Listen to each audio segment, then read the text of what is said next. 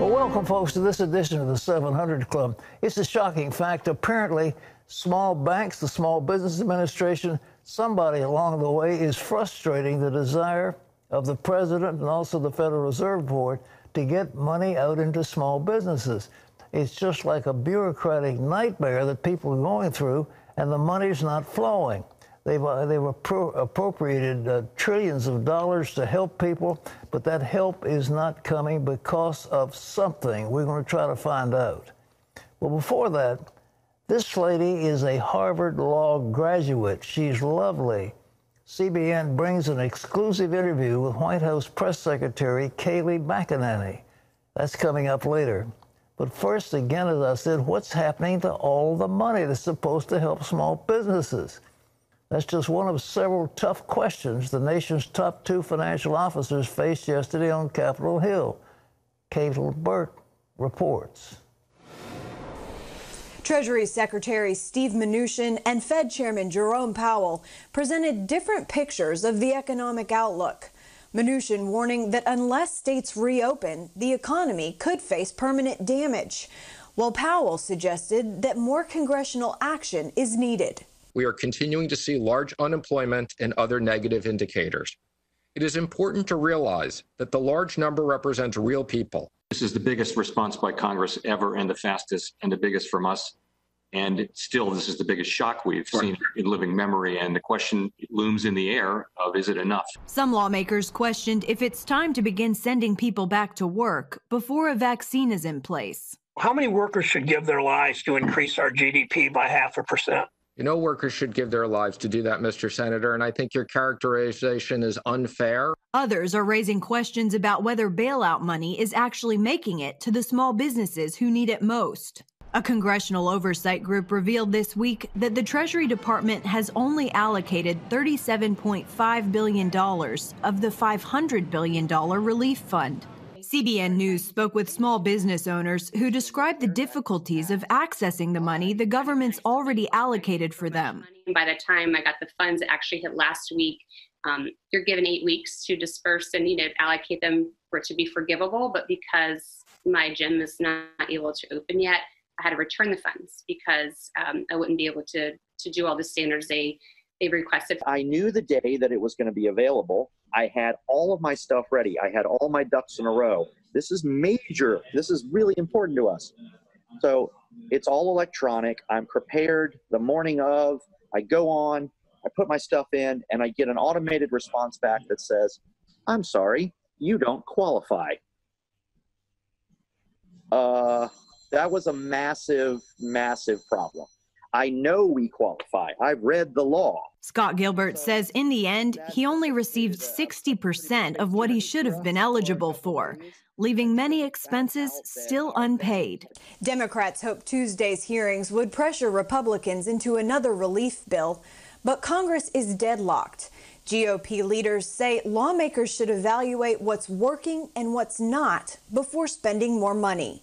Kayleigh Burke, CBN News. Thanks, Kayleigh. Well, something's got to be done to get that money free. And whether the banks are holding it up, the Small Business Administration is holding it up, whether it's big banks, or is it a bureaucratic snafu, or is it an attempt to discredit Trump going into the election? I don't know what it is, but all I know is that money should be flowing, and something needs to break the logjam. Well, in other news, she's serving the president on the front lines and battling the media in the process. We have an exclusive interview with President Trump's new press secretary. John Jessup has more. That's right, Pat. The White House's Kayleigh McEnany talks about the president's reasons for taking the drug hydroxychloroquine and why the media is holding back on new revelations about the Obama administration's role in the Russia probe. She spoke with CBN's David Brody at the White House yesterday afternoon. Kayleigh McEnany has plenty of sweetness and smiles, but don't be fooled. Since stepping into the role of press secretary, she arms herself for battle, prepared to defend the president.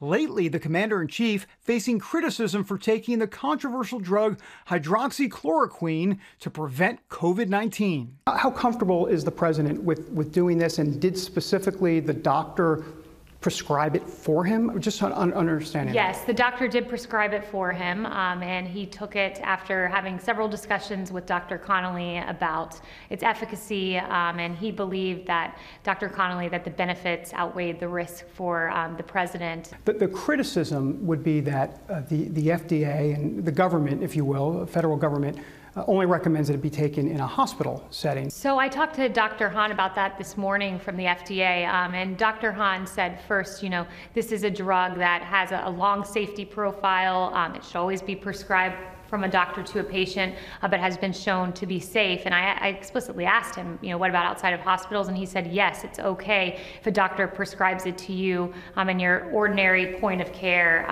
That is an acceptable way to go about this. McEnany says the media stokes fear without providing necessary details and specifics. She'd actually like to know why the media isn't asking more questions about what President Trump likes to call Obamagate. It is a criminal offense to leak the identity of an individual like Michael Flynn, a private citizen, to the press after being unmasked. So we know that a crime was committed. Who did it is the question.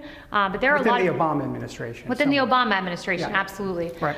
But there are a number of other questions that need to be asked. There's more questions than there are answers in this, and the lack of journalistic curiosity is really something intriguing. Do you think the media is carrying the Obama administration's or the former Obama administration's water here to a degree? When they don't ask the questions, absolutely. Yes. The media has already taken aim at McEnany, saying, in their view at least, she lies from the podium despite her pledge not to. They've been called a lot of names out there. I mean, they're already saying, I will not lie, and they're calling you a liar already. They're calling you other names, racist and birther and all that type of stuff. What's your response to the critics that say all this stuff to you, about you? That I know the person I am, and I know what I stand for, and I stand as a Christian woman, someone who believes in equality and truth and loyalty and honesty, and it's the values I've lived by my whole life. It's the values I'll continue to live by, and people will malign you. It comes with the job, but I know who I'm ultimately working for, and it's the big guy upstairs.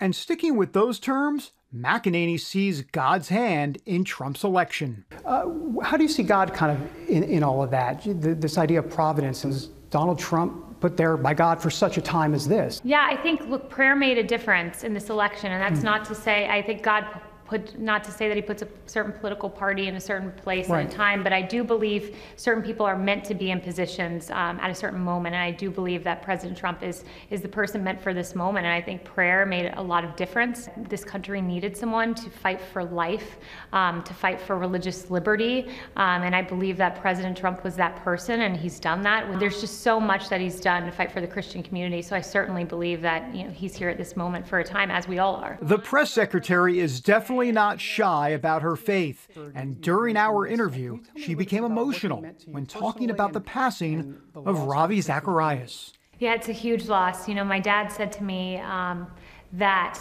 Billy Graham was the great evangelist, and I think Ravi Zacharias is the great apologist. Yeah, I know this is tough. I know. Yeah. We don't have to cry because we're Christians, so we know it's about. Yeah, I mean, we're human the last time I checked. But the tears come from what? To have someone who, from an academic place, as an apologist, could equip you with those arguments where you didn't have to check your brain at the door when you became a Christian, where there is intellectual foundation for everything we believe. But his life continues in the next life. He is someone I'll meet in heaven, and rest assured his legacy will always be here, and he will continue to change lives. This press secretary is hoping to make a difference here on Earth, too. David Brody, CBN News, Washington. Well, in addition to Kayleigh McEnany there in David's report, tributes are pouring in from around the world about the spiritual legacy left by Ravi Zacharias. Once full of doubt himself, the evangelist found Christ at an early age. He then spent the rest of his life not only preaching the gospel of hope, but defending it. Wendy Griffith has this look at his life and ministry. Ravi Zacharias was a 17-year-old skeptic, an unbeliever, recovering from a suicide attempt when he heard the words of Jesus in John 14:19. Because I live, you also will live. The truth of Scripture gave Zacharias hope, and he gave his life to Christ, promising to leave no stone unturned in his pursuit of truth. The verse in John 14, "I am the way, the truth, and the life," became the cornerstone of Zacharias' ultimate mission as a Christian apologist and evangelist, to present and defend the truth of Jesus Christ, that others may find life in him. Zacharias did just that several times over the years on the 700 Club. How wonderful to know that when Jesus Christ speaks to you and to me, he enables you to understand yourself, to die to that self because of the cross, and brings the real you to birth. When you're crucified with Christ, nevertheless you live, yet not you, but Christ lives in you. I think that's so unique that one cannot escape the ramifications. Zacharias began preaching in India at the age of 19. Years later, he was invited to speak at the Billy Graham Evangelistic Association in Amsterdam, where he addressed 4,000 other speakers. It would be a turning point for him as he began to seriously consider the critical need of apologetics to remove the intellectual barriers that kept many from considering the claims of Christ. In 1984, he founded Ravi Zacharias International Ministries. Do you think God's brought you here for a purpose this morning? It may be you really don't know him, but deep inside you're wanting him very badly, and saying, God, if you're real, speak to me. Even to the end, Zacharias remained committed to sharing the gospel of Jesus Christ through preaching, teaching, and his popular radio program called Let My People Think. He shared the gospel with millions of people in more than 70 countries and wrote more than 25 books. In 2017, Zacharias' vision to establish an apologetics training center in the U.S. was realized with the launch of the Zacharias Institute in Atlanta. He spent nearly 50 years advancing the Christian faith and addressing some of life's greatest questions. Through the sacrifice of Jesus Christ, you can become one with God. It is a unique claim. No other religion allows it. At the core of the Christian faith is the grace of God. If there's one word I would grab from all of that, it's forgiveness. That you can be forgiven, I can be forgiven, and it is of the grace of God. Zacharias and his wife Margie were married for 48 years and have 3 grown children. Ravi Zacharias was 74. The passing of a spiritual giant. Pat? A wonderful person. As these giants move off the scene, it gives us all a pause. You know, we're all human, we're all mortal, but you know, precious in the sight of the Lord is the death of his saints, and I think it's precious in the sight of the Lord. Wendy, it was a great interview. Thank you. I wish I'd had the chance to meet him in person, but his legacy will live on forever and ever, and we appreciate that so much.